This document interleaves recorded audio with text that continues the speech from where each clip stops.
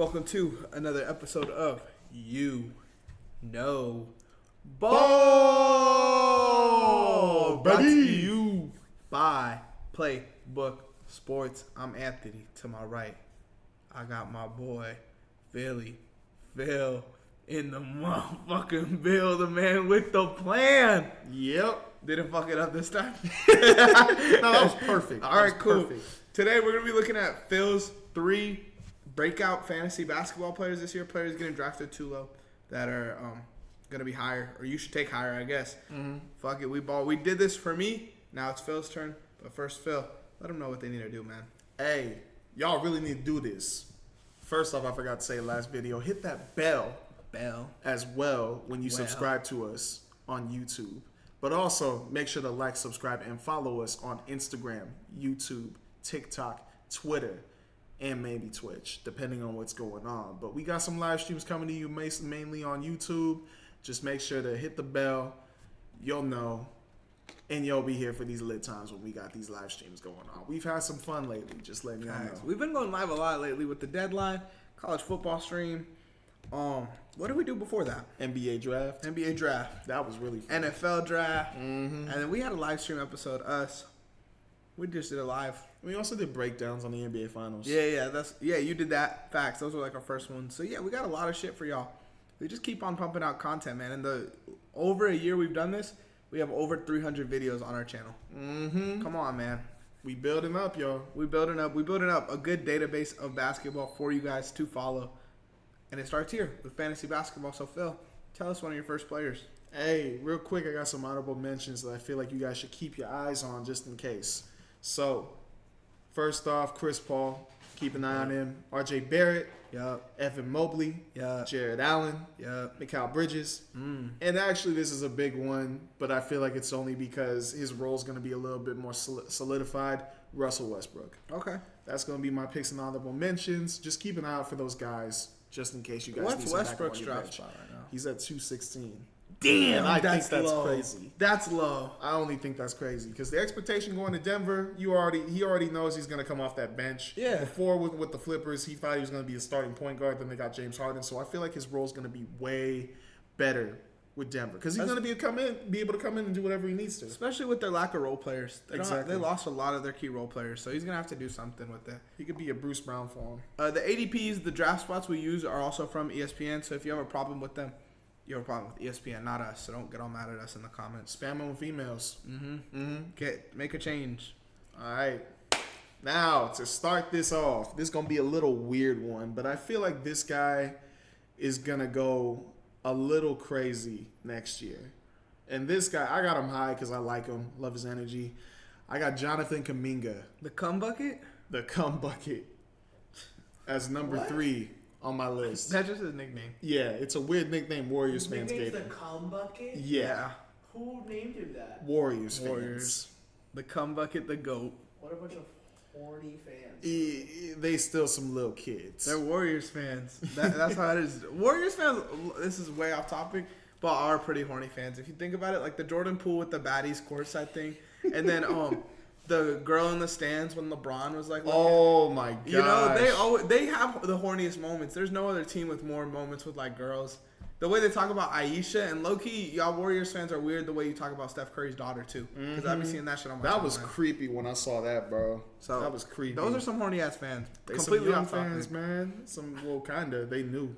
They're new facts. But Cum yeah. bucket. Anyway. My bad. The only reason why I got this guy on this list, I know there's some stuff going on about the Lauri Markkanen stuff, but just in case, because it sounds like it's not going to go through, Jonathan Kuminga was in the top 3 for one of their best players, including Stephen Curry, Klay Thompson, and himself. And he was doing a good job of just scoring like mayhem. We talked on Anthony's episode about Cam Thomas. And in a way, I feel like that could be his type of role. Just go out there, get a bucket. And he's also not a bad rebounder when he's in the starting position. Because that was one of the problems they had starting the season last year. They started other guys over him. And they even had a problem with Klay Thompson. But right when Jonathan Kuminga got the starting role, he was rolling. Like, he was one of, like, I want to say one of the best bench guys to have on your fantasy league team last year. Because he was scoring, rebounding. He was getting steals, blocking shots. I don't know about his assists. He's not really a passer, but The important thing is he's a scorer. So maybe he could be a Jaylen Brown type of guy for them, but I would definitely watch to pick him up in fantasy. I'd say in the 7 or 8 round range. Another good thing about him is going into next year, he's only going to be 22. Exactly. So he's still, like, this is going to be his 4th year in the league, and he's going to be 22 years old. Mm-hmm. Like, he's still super young, and he averaged 16 last year. Exactly. So he could definitely make a 20-point jump, especially with the struggles of, like, Wiggins. And, I mean, they did get a lot of good role players on that team, so maybe that does hurt him a little bit. But if they do make a Lowry trade and he is in it, him in Utah, he'd put up numbers there. He could be a 22, 23, 24 point per game scorer over there. Yeah, right now I don't know what Utah's doing. They talking about they want Brandon Podziemski and a whole bunch of picks, but if I were them, I'd go for Jonathan Kuminga. Yeah. Like the way he plays, he's definitely he's huge for any team's future. Definitely. But make sure to watch out for him. I'm just letting you guys know. Facts. Who's at number 2? All right, at number 2, I got my man. For some reason, he's the one who got traded from this team, but I like it because now this gives him a chance to go crazy. Got my boy Deni Avdija. I forgot he got traded. I'm not gonna lie. It's such a random trade. Avdija, it really was, but they had him ranked at 92, which I think was weird because he's better than that. But where would you rank him? Honestly, I feel like since this is gonna literally be his team because they're talking about trading Jeremy Grant and Anthony Simons, I'd probably put him in the 6 or 7 range because that man can do everything. That man can get you. He can shoot. He can shoot. He can score.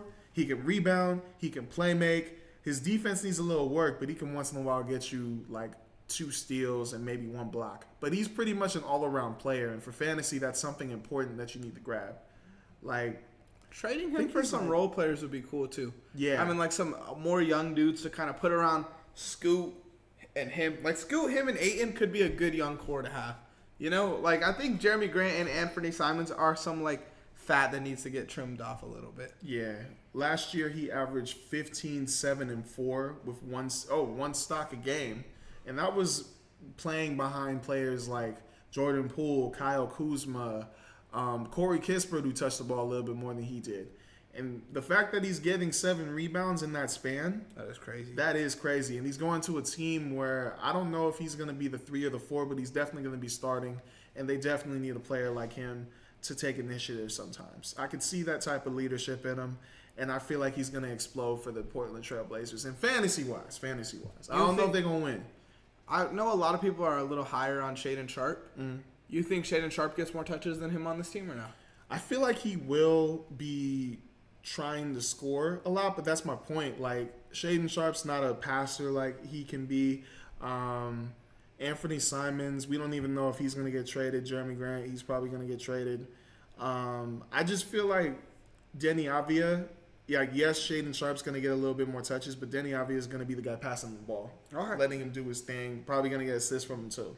Would you take Shaedon Sharpe or Deni Avdija in fantasy? I'd take Deni Avdija. Okay, I agree with that. Because the rebounds are really attractive to me, and then the fact that he can still score in double digits and get you close to 5 assists is really attractive to me. I like that. I wonder where Shaedon Sharpe is ranked. I don't even think he was on that list, to be honest, because he had a really bad year last year. Like, he got injured a lot. I know. I feel like everyone is just ridiculously high on him for some reason. Well, because he's an athletic freak. Well, yeah, but that doesn't mean you're a great basketball player. That is true. What the fuck? But you know what? Just letting you guys know, at number 2, Deni Avdija, rank at number 92, but I'd put him in the 70s. Just make sure to watch out for him. He's good. He'd be a really sneaky pick, and he was going crazy towards the end of the season last year. They have Shaedon Sharpe at 156. 156? These are the 5 dudes above him. Trace Jackson Davis, Bojan Bogdanovic, Lou Dort, Duncan Robinson, Karis LeVert. I might take him over all of them except LeVert. I would take him, Shaedon Sharpe, right? Yeah. I would take him over Bogdanovic. I would take him over, Dort's iffy because he's shooting a little better. Duncan Robinson for sure. No, I'm taking Shaedon Sharpe over Duncan Robinson. I would too.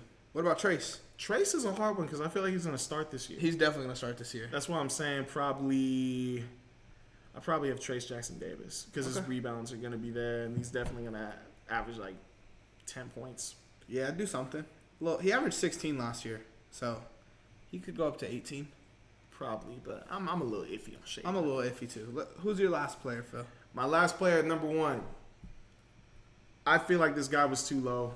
I think that just because his role has been decreased a bit to a third or fourth option doesn't mean he can't give you some crazy stats during the season next year, especially on a winning year, winning the championship. I got Drew Holiday, number 1, Facts. who was ranked at 115. That's crazy. 115. And then looking at who was over him, they had Jalen Suggs over him. They had Ivica Zubac over him. Mark Williams. I understand Josh Giddey, but Michael Porter Jr., Big O, Brooke Lopez, and Jabari Smith Jr. should not be over him. Marcus Smart shouldn't be over him. Tyus Jones, Daniel Gafford, Jakob Poeltl. I wouldn't put those guys over Drew Holiday. Drew Holiday can still provide you a lot of good scoring, rebounding for sure. His rebounding definitely got better. He can move the ball to his steals and blocks. He does it pretty much. He pretty much does everything. And him and Derek White are a really good combination. So his steals are gonna go up, his blocks are gonna go up, and his shooting was amazing last year. I think what was he? He shot 43% from the 3-point line. That's a dude you need to start and you need to play a lot. He was almost 50, 40, 90. He was 48%. He was 48, 43, and 83, and that's really good. It's probably his best year. Oh, I don't know about that one. I think 3-point wise, it was his best year. Oh, shooting wise, I think in New Orleans he was probably at his best. But I think Drew Holiday might be the best defender I've watched in my lifetime. Like as a guard, he is so ridiculous out there, and he's one of those dudes where this was the first year he played in the role that he played. Mm-hmm. So I think next year he'll only be better. Yeah. You know, as far as scoring goes, by far his lowest points per game season, other than his rookie year. So if that number goes up, his steals were low last year. I definitely think that number is going to go up. It's his only season in his career where he averaged under 1 steal a game. So I just think, I think he's due to have an even better season last year. And last year was a good season for Drew Holiday, especially on the efficiency fronts, like you said. But saying that he's a 115 or I guess that's a 110 type of range, that's pretty crazy. That's way too low. Like, once again, with the Deni Avdijas and Jonathan Kuminga, he's got to be in at least 70 or 60 range. Especially for a guard that rebounds. Yeah.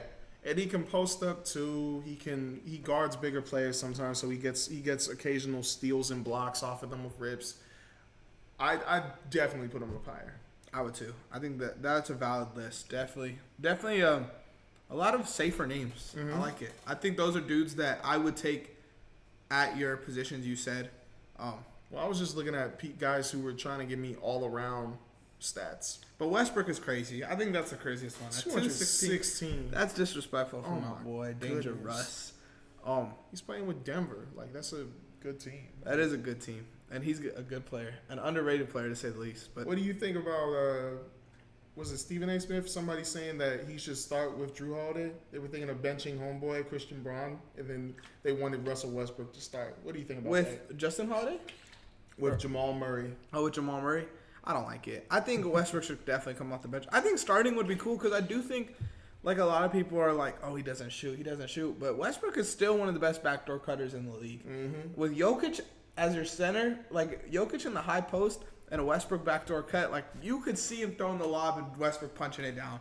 That's so I'm not opposed to it. I definitely could see it working. Mm-hmm.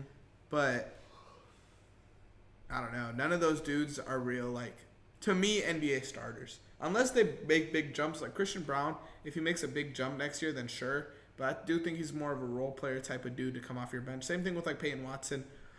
The most interesting one to me is Julian Strawther because I think he has the most upside out of those three. Yeah. But he doesn't have the skill set those three have. And they want to compete for a championship this year. So maybe starting Westbrook isn't a bad option. But what do you think? Honestly, with me, without a doubt, I'd start Christian Braun. Yeah. Because I feel like Russell Westbrook has done a good job of being that 6-man role. And I know you had a rough time with the Flippers, but that's because his play time was weird. But I'd go with Christian Braun because he can somewhat defend, but he can really shoot the heck out of the ball. I don't even know if it was a rough time with the Clippers for me. I think Westbrook with the Clippers, played his role to an extreme level. Like, he was doing everything they asked every time. And even with the Lakers, like, Oh yeah, he played his role. he played You really know? well as a six man. He played his role. So I think that narrative, it's just like, it's dumb. I think the more situation is like they're asking him to do stuff that Westbrook doesn't have to be doing at this age. Like, Westbrook shouldn't have to average 7 rebounds for your team to push the, what were they, the 6th seed last year, the Clippers? They were the 4th seed. Okay, I don't know. I feel like Westbrook had to put in too much work for those teams. With Denver, Westbrook could kind of like have fun again. Yeah. Backdoor cuts, dunk the ball, flex on people. Hey, call just people bring to the energy. Win him a ring, bro. Please.